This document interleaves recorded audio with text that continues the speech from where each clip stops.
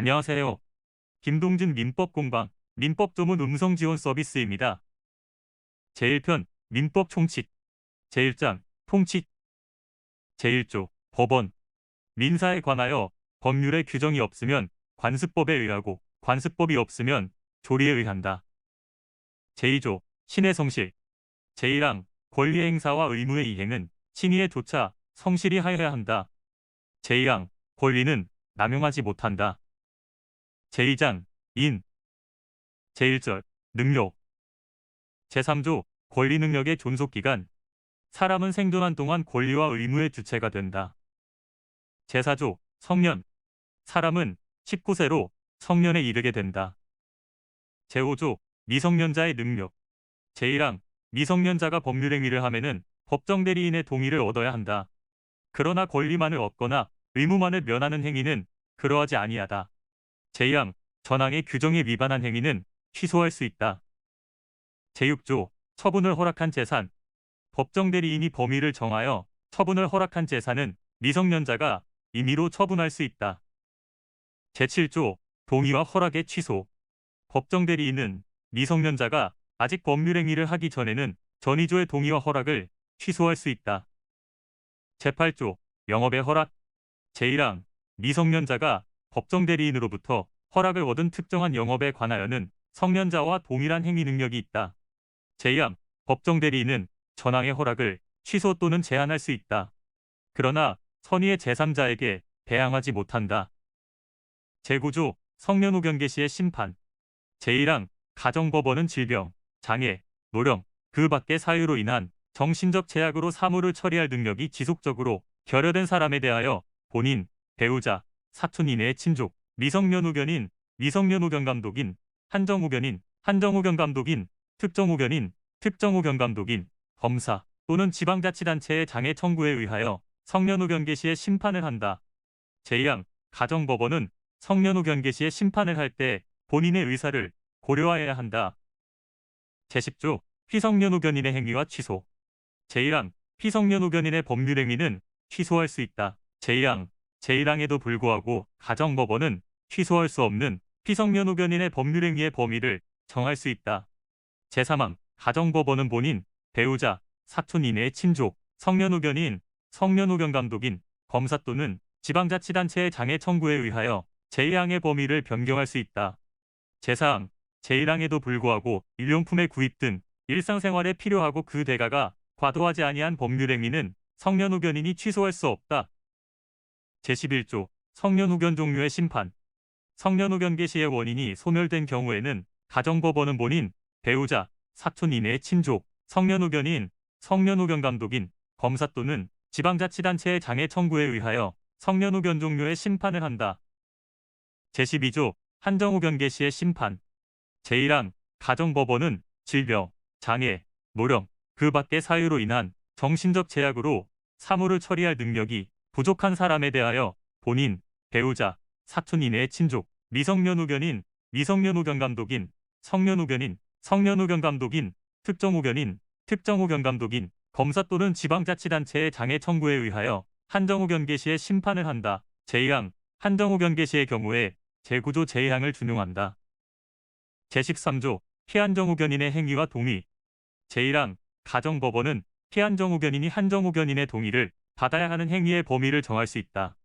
제2항 가정법원은 본인, 배우자, 사촌 이내의 친족, 한정 후견인, 한정 후견 감독인, 검사 또는 지방자치단체의 장애 청구에 의하여 제1항에 따른 한정 후견인의 동의를 받아야만 할 수 있는 행위의 범위를 변경할 수 있다.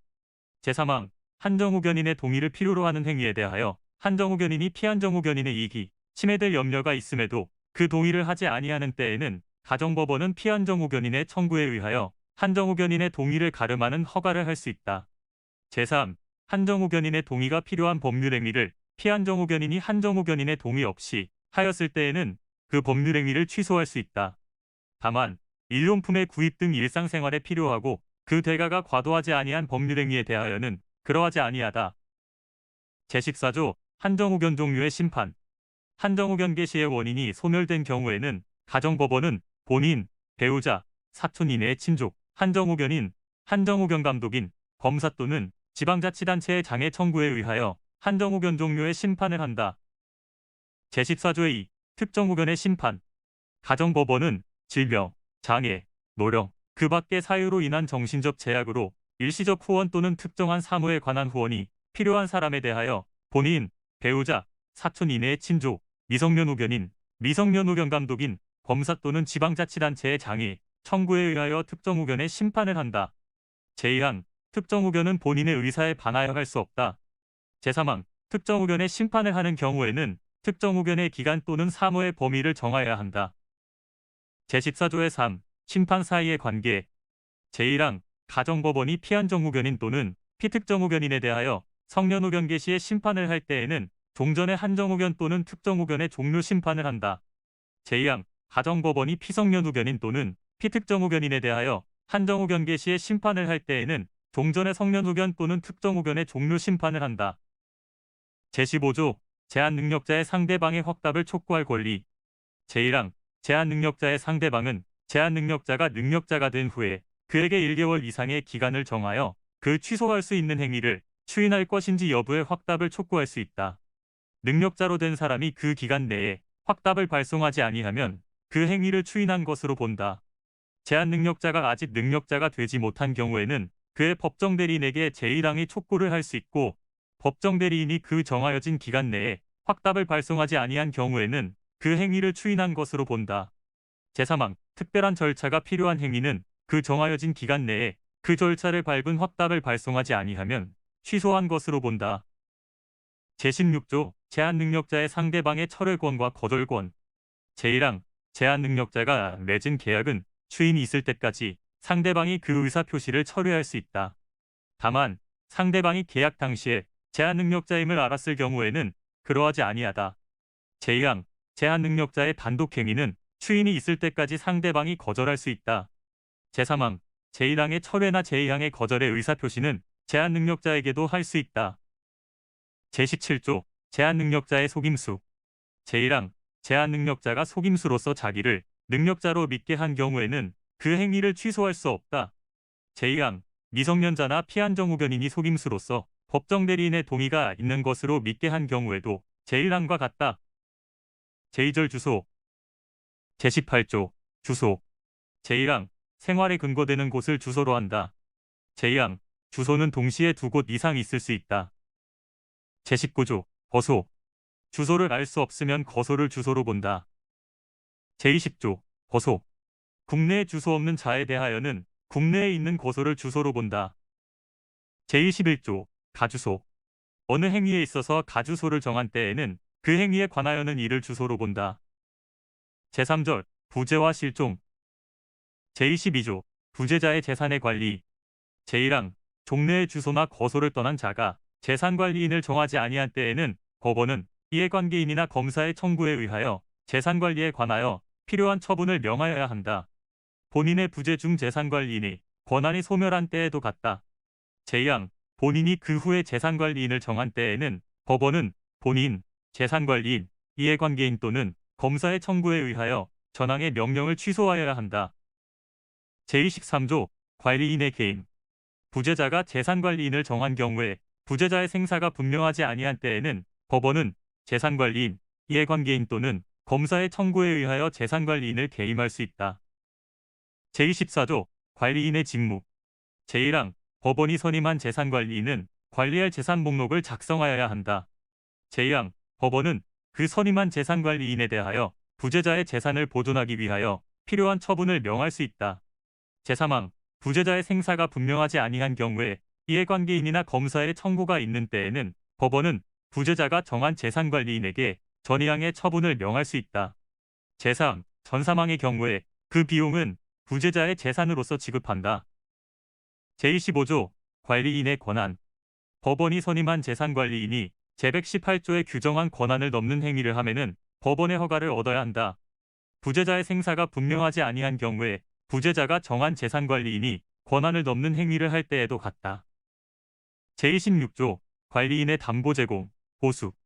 제1항, 법원은 그 선임한 재산관리인으로 하여금 재산의 관리 및 방안에 관하여 상당한 담보를 제공하게 할 수 있다. 제2항, 법원은 그 선임한 재산관리인에 대하여 부재자의 재산으로 상당한 보수를 지급할 수 있다. 제3항 전이항의 규정은 부재자의 생사가 분명하지 아니한 경우에 부재자가 정한 재산관리인에 준용한다. 제27조 실종의 선고 제1항 부재자의 생사가 5년간 분명하지 아니한 때에는 법원은 이해관계인이나 검사의 청구에 의하여 실종선고를 하여야 한다. 제2항 전지에 임한 자, 침몰한 선박 중에 있던 자, 추락한 항공기 중에 있던 자, 기타 사망의 원인이 될 위난을 당한 자의 생사가 전쟁 종지 후 또는 선박의 침몰, 항공기의 추락, 기타 위난이 종료한 후 1년간 분명하지 아니한 때에도 제1항과 같다. 제28조 실종선고의 효과 실종선고를 받은 자는 전조의 기간이 만료한 때에 사망한 것으로 본다. 제29조 실종선고의 취소 제1항 실종자의 생존한 사실 또는 전조의 규정과 상이한 때에 사망한 사실의 증명이 있으면 법원은 본인, 이해관계인 또는 검사의 청구에 의하여 실종선고를 취소하여야 한다. 그러나 실종선고 후 그 취소 전에 선의로 한 행위의 효력에 영향을 미치지 아니한다. 제1항 실종선고의 취소가 있을 때에 실종의 선고를 직접 원인으로 하여 재산을 취득한 자가 선의인 경우에는 그 받은 이익이 현존하는 한도에서 반환할 의무가 있고 악의인 경우에는 그 받은 이익에 이자를 붙여서 반환하고 손해가 있으면 이를 배상하여야 한다. 제30조 동시사망 2인 이상이 동일한 위난으로 사망한 경우에는 동시에 사망한 것으로 추정한다. 감사합니다.